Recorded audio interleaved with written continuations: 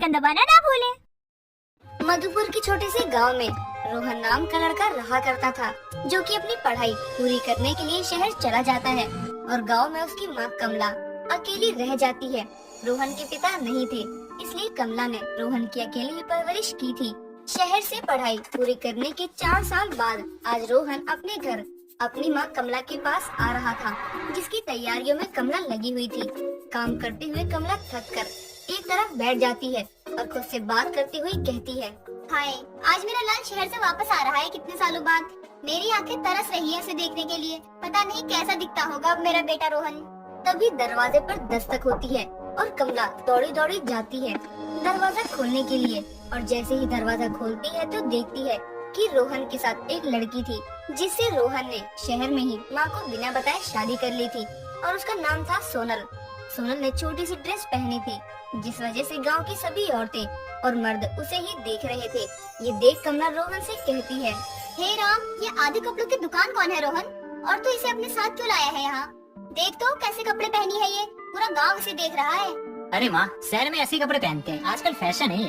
अच्छा जी, शहर में क्या सारी लड़कियाँ ऐसे आधे कपड़ों में घूमती है? अरे माँ, आप गांव में रहती हो, आप शहर के बारे में नहीं जानती। कोई बात नहीं रोहन, अब वैसे भी मैं यही रहने वाली हूँ, तो मॉम को सब समझा दूंगी और इन्हें भी ऐसे कपड़े पहनने की आदत डाल दूंगी। क्या मतलब यही रहूंगी? तू यहाँ हमेशा के लिए रहने आई है क्या? अरे माँ, बातों ही बातों में मैं तो बताना ही भूल गया कि मेरी वाइफ है ये, मतलब मेरी पत्नी और आपकी बहू। हे राम, ये बेशर्म लड़की मेरी बहू? कभी नहीं, मैं नहीं मानती इसे अपनी बहू। मॉम, अब मैं आपकी बहू हूँ, आप माने या ना माने। चलो रोहन डार्लिंग, मुझे आराम करना है, मैं बहुत थक गई हूँ। Okay baby.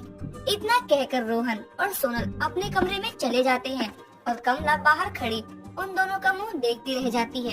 इतने में ही गांव की एक औरत कमला के पास आकर कहती है, अरे कमला भौजी, तुम्हारी बहुरिया तो बड़ी सुंदर है, बस तनिक लागत है, बेचारी गरीब है। देखो ना, बेचारी के पास पूरा कपड़ा भी नहीं है, तभी तो छोटी सी फिराक पहन कर आई है। तनिक थोड़ा खर्चा बर्चा करके बहुरिया को साड़ी दिला देना। आहा, तुमको बड़ा तरस आ रहा है हमारी बहुरिया पर। इतनी अच्छी लग रही है तो ले क्यों नहीं जाती, अपने बेटी से शादी करा दियो। कैसे मजाक कर रही हो भौजी, आखिर वो तुम्हारी बहुरिया है। हमार बहुरिया है ना, तो जाओ अपन काम करो, हमारे घर की पहरेदारी मत करो, जाओ निकलो।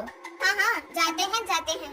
हे भगवान, इस लड़की ने तो मेरे नाक ही काट दी पूरे गांव में। इस लड़की को लाकर मैं भी देखती हूँ कैसे रुकती है इस घर में। इसे नानी याद न दिला दी ना तो हमारा नाम भी कमला नहीं। इतना कहकर कमला भी वहाँ से अपने कमरे में चली जाती है। अब रात में कमला सबके लिए खाना बना रही होती है और इतने में वहाँ पर सोनल आती है और कमला से कहती है, मॉम, खाने में क्या बना रही हो आज आप? ये मॉम मॉम क्या लगा रखा है तूने? मैं कोई मॉम नहीं हूँ, समझी? मम्मी जी बोल मुझे तू। ठीक है मम्मी जी, अब बताएं खाने में क्या बन रहा है? छोले भटूरे बना रही हूँ। छोले भटूरे? ये तो बहुत ऑयली होते हैं, मैं नहीं खाने वाली ये सब।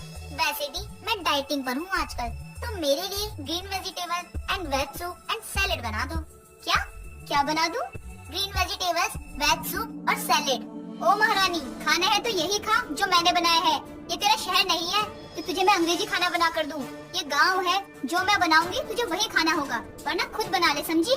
बट मॉम, मुझे तो कुछ भी बनाना नहीं आता है। कुछ भी बनाना नहीं आता? फिर तूने इतने साल शहर में बस टांगे दिखाने वाले कपड़े पहनना सीखा है क्या? अरे हाँ, याद आया, एक चीज मैं बहुत अच्छे से बना लेती हूँ। और वो क्या है? Maggi noodle. हे भगवान, कौन से बुरे कर्मों की सजा दे रहा है तू मुझे? अभी जो बना है वो खा चुपचाप तू। मैं ये नहीं खाऊंगी मम्मी जी, मुझे तो सूप ही पीना है बस। तो जाकर अपने पति से बोल, जो पूरा दिन तेरे पीछे बेबी बेबी करके घूमता है। मम्मी जी देखो, रोहन को बीच में मत लाओ। अरे कैसे ना लाऊं, सारा कांड तो उसी ने किया है, तुझे अपनी बीवी और मेरा सिर दर्द बनाकर। मम्मी जी, अब आप हद से ज्यादा आगे बढ़ रही हैं। मैं आगे बढ़ रही हूँ?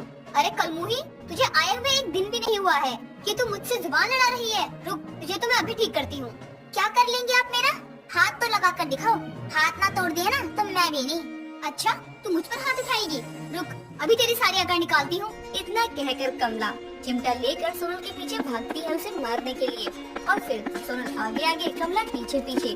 दोनों सास बहू में खूब लड़ाई होती है। जैसे ही कमला सोनल को चिमटे से मारने ही वाली होती है कि तभी वहाँ रोहन आ जाता है और कहता है, बंद करो आप दोनों ये सब। देखो कैसे कुत्ते बिल्ली की तरह लड़ रही हो आप दोनों सास बहू। तभी एकदम से सोनल कहती है, मैंने कुछ नहीं किया बेबी, तुम्हारी मम्मी ने शुरू किया है। देखो कैसे मुझे चिमटे से मारने को आ रही है ये। अरे बेटा, मैंने कुछ नहीं किया, ये झूठ बोल रही है। किसने शुरू किया? मैंने कहा छोले भटूरे बना रही हूँ, खा ले। तो कहती है मुझे तो सूप पीना है। तू ही बता, तेरी इस बूढ़ी माँ को कहाँ कुछ आता है बनाना बेटा? सोनल, तुम्हें पता है ना, ये गांव है, यहाँ शहर जैसी चीजें नहीं मिलती है, और फिर भी तुम जिद कर रही हो। और माँ, आप तो बड़ी है ना, आप इसे प्यार से भी तो समझा सकती थी। हाँ हाँ बेटा, तुझे तो अब तेरी बूढ़ी माँ ही गलत लगेगी। आखिर अपनी पसंद की बीवी जो लेके आया है ना। देखो तो कैसे नाटक करके दिखा रही है ये बुढ़िया। लगता है अब इसे सीधा करना ही पड़ेगा। माँ, आप बस करो, जब से आया हूँ तब से ये ड्रामा देख देख कर थक गया हूँ मैं। अब सोने जा रहा हूँ, मुझे नहीं खाना कुछ भी। इतना कहकर रोहन अपने कमरे में सोने के लिए चला जाता है और दोनों सास बहू एक दूसरे को नफरत भरी निगाहों से देखती हैं और फिर ये दोनों भी अपने अपने कमरे में चली जाती हैं। अगली सुबह कमला जल्दी से उठकर सबके लिए नाश्ता बनाती है और जानकर ऑयली नाश्ता, हलवा और पूरी बनाती है ताकि फिर किसी बात को लेकर सोनल से झगड़ा कर सके और उसे इस घर से निकाल सके। सभी लोग अब खाना खाने के लिए टेबल पर बैठ जाते हैं। तभी नाश्ता देखकर सोनल कहती है, OMG, ये तो कितना ऑयली है। मैं ये सब नहीं खा सकती हूँ, मेरी पूरी डाइट खराब हो जाएगी। ओहो, अरे बहू, मुझे माफ कर देना। मैं तो भूल गई थी कि तू डाइटिंग कर रही है, वरना इतना सारा तेल वाला नाश्ता नहीं बनाती। मैं समझती हूँ, इस बुढ़िया ने जानकर बनाया है कि मैं ये सब ना खा सकूं और कुछ ना कुछ बोलूं जिससे कि रोहन मुझ पर गुस्सा करे। कोई बात नहीं मम्मी जी, मैं खा लूंगी थोड़ा थोड़ा। इतना कहकर सोनल थोड़ा बहुत नाश्ता कर लेती है पर उससे ज्यादा खाया नहीं जाता, तो वो वहाँ से उठकर चली जाती है। ये देख कमला मन ही मन खुश होती है। अब कमला रोज कोई न कोई बहाना ढूंढती है अपनी बहू से लड़ाई करने का, पर सोनल भी तेज थी, वो कमला को बाजी मारने नहीं देती। सोनल अपनी सास को किलसाने के लिए रोज छोटे कपड़े पहनती थी और जब भी वो बाहर जाती तो सब उसे ही देखते रह जाते और बाद में अड़ोस पड़ोस के लोग कमला से सोनल के बारे में पूछते और ये सब सुनकर कमला चुपचाप वहाँ से निकल जाती। ऐसे ही एक दिन कमला सोनल को कहती है, देख सोनल, तुझे घर पे जो करना है कर, जो मर्जी कपड़े पहनने हैं पहन, पर बाहर ऐसे कपड़े पहनकर मत जाया कर। सब मुझे आकर कहते हैं कि तेरी बहू को शर्म नहीं है, बीच बाजार में छोटे छोटे कपड़े पहनकर घूमती है। तो मैं क्या करूं? मुझे तो ऐसे ही कपड़े अच्छे लगते हैं और दूसरों के बोलने पर मैं अपनी आदत क्यों बदलूं? देख बहू, सास बहू की लड़ाई एक तरफ है और घर की इज्जत एक तरफ। कमला के ये सब बोलने के बाद भी सोनल उसकी बात नहीं मानती और अपने मन की ही करती है और बेबात कमला से लड़ाई करती। और तो और घर के किसी भी काम में कमला का हाथ नहीं बटाती।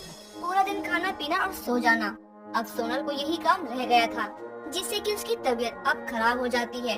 और इस मुश्किल समय में सोनल की सास कमला ने उसका पूरा ध्यान रखा।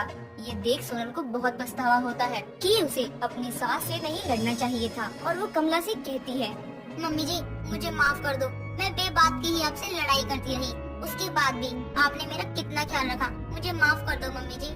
अरे कोई बात नहीं, तू अभी नादान है और मैं भी तेरी तरह तुझसे लड़ाई करने लगी, पर अब तुझे तेरी गलती का एहसास हो गया है तो ये अच्छी बात है बेटा।